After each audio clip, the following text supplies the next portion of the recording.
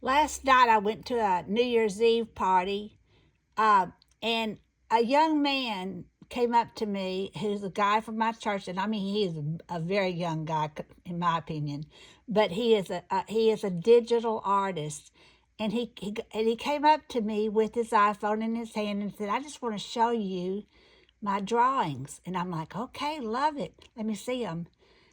And but as fate would have it, because I always say my life is a miracle, uh, someone caught that on in a photograph. I didn't know that a photograph was being taken. And I'm sure he didn't either.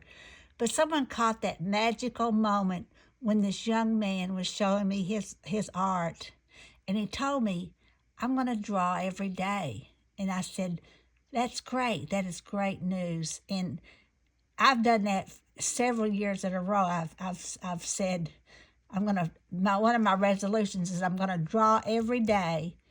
But what he showed me, he called it a gesture drawing, and really I told him what it really is a contour drawing, which sort of is an outline of not gesture is more of the energy that's bursting out of that outline. A gesture drawing is an outline. Well, I recently at Art Crawl, I think it was in September. I don't even know when it was. It's such a blur. Um, I we had an art show, and I was surprised, delighted that a lot of my black and white contour and gesture drawings sold.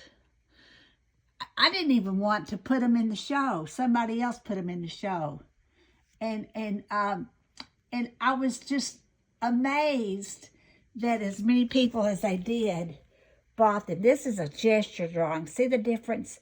That's energy popping out of something. The energy popping out of a subject, expressing the way that I feel that this guy lives his life. He's pop. That's a little bee balm, and they have a lot of little feathery outshoots that kind of pop like a firecracker into the world.